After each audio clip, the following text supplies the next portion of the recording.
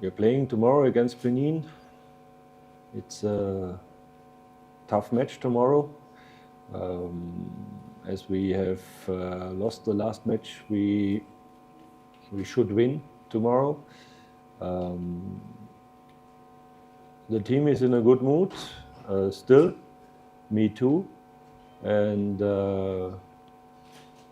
I hope we are not doing the same faults. We have analyzed our mistakes that were leading at least to the first goal, what was absolutely unnecessary and made the situation for us very difficult. But it's a new match, so it's a new challenge. It's a new challenge, and yeah, we are looking forward to start tomorrow again. Okay, thank you very much. We'll immediately start with the Q&A. You'll raise your hand, you'll say your name, the media house you're representing, and then we'll go straight to the questions. Straight. Thank you. Siddiq. Thank you, Coach. My name is Siddiq from BNB. After the defeat, what was missing from that game? And what about injury news? What about Thierry and Georgia? Thank you. Yeah, what was missing? I told my players that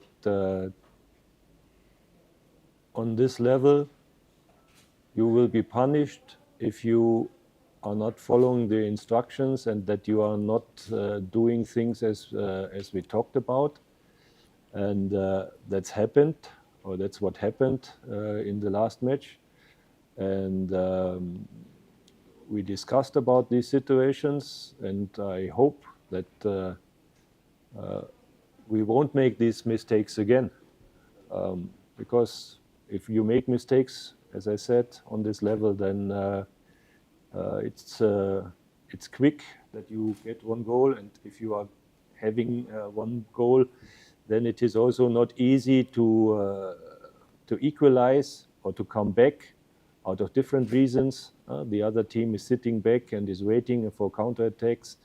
They have the players to do both. They have the players to attack, and they have the players to play on counterattack.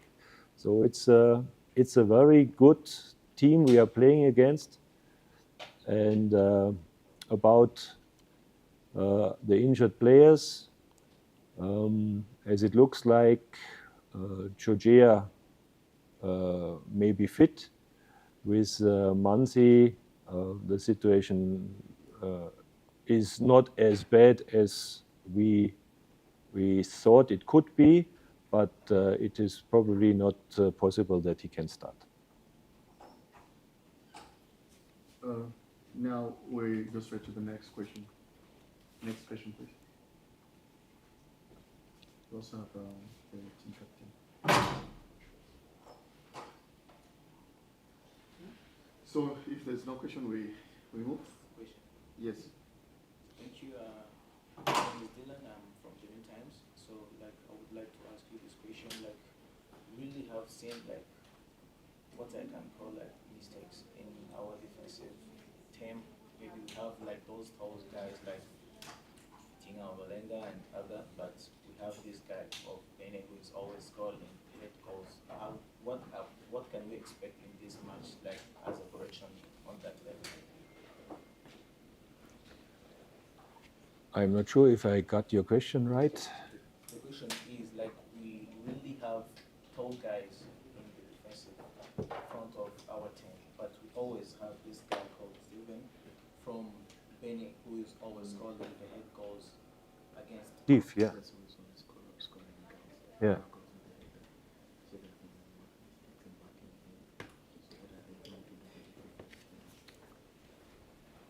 You see,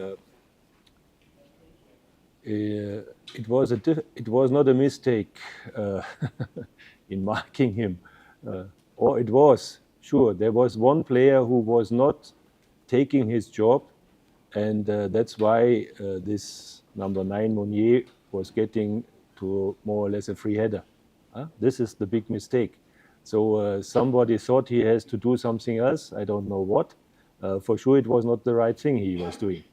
And but even if he would have been there, they are very, very difficult to defend because they are just much taller than we. And it's not only one player. They have also 2 players from the defense that are coming in the box. So we have to deal with at least 3 very tall guys. What is an absolute advantage they have? And we don't have this size to get against them. So you can try to disturb, but when he is jumping and I am jumping, I will never get as high as he gets. So somehow it's difficult, and we cannot get a chair in the box and step on the chair, as I said. So some of these situations you have to try to avoid. That's what I told my players. Take care not to make easy corner balls for them or even throw-ins, because they also have a guy who has long throw-ins. So, but sometimes you can't do anything against it. So then you have to deal with the corner and with the situation. Then you can say, okay, goalkeeper, go closer or go more out from the box. So it has to work in a group. If something like last time, one of the group is missing, then it's a big disadvantage and a very good advantage for the opponent team. And that's what we are trying now to solve these problems. But somehow it will be always dangerous. Thank you, Mr. Coach. It's your second game you lost against Benin. What can we expect in the third game here in Kigali? Other question, we didn't see... Always one question. So you can ask a second then. I can't remember two. So you can for sure expect that our team is highly motivated and that we are again trying to play football. I think if you watched the last match, we could have scored in the 3rd minute. Then we had the corner ball, and in the next corner ball we received the goal. So it's not that we are playing against them and we don't have a chance. We have, and we will try to use this chance. As I said at the beginning, it will be a tough game, but it will also be a tough game for them. We don't make it easy, that's for sure, and we will try everything to pressure them and to pressure them to make faults so that we get our chances as at the beginning of the match. And okay, then hoping you are not making or we are not making mistakes, and then it will be an open match. My second question. In first leg, we didn't see John Marvin. Can we expect him in the return leg? I already said in the last press conference, I don't talk about lineup. And I gave my explanation about Marvin in the last press conference. He has not played for more than 1 year. Now he has done 2 matches, I think, in the second team. Do you think this is the right preparation for putting him in an international AFCON match? If you would say yes, then I would think whatever I would do then. But before you ask questions like that, you have to inform yourself. What happened to this guy? Why is he not playing for 1 year? How many matches has he played now?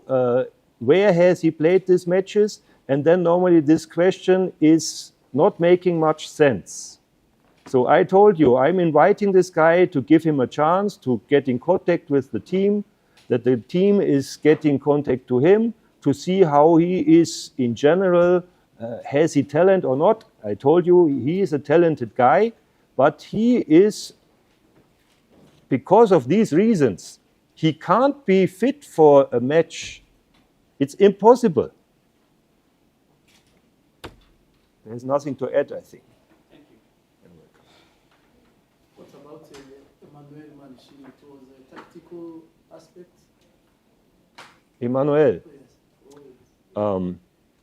Okay, Emmanuel was not with us in the last camp. It's not 100% sure what really was the reason, if it was anyhow. He was not with us, so we had to replace him with Claude. Claude did 2 very good matches against our last 2 opponents, for example, against Nigeria. So there are now 2 reasons why Emmanuel didn't start. Because Claude was doing a very good match against Nigeria. And second, because I also have as a coach the duty to act by example. Now just think, there is someone doing a very good match against a world-class team and against world-class strikers. And then someone is coming back and says, hello, I'm back again. And then I say, okay, now you are coming in. I don't care what the others have done before. No, that's not the right thing. I have to show my players, if you do a good job, you will get, again, the chance to show that you are a good player. And that's what he did, or I did. And now it's a new game. Now we have to analyze the last match, and then we make the decision. But I think it was the totally right decision for the team and also for the future, that players see if they are stepping in and they are doing a good job, that they are also deserving to play the next match. Okay. Okay. Before we close, I think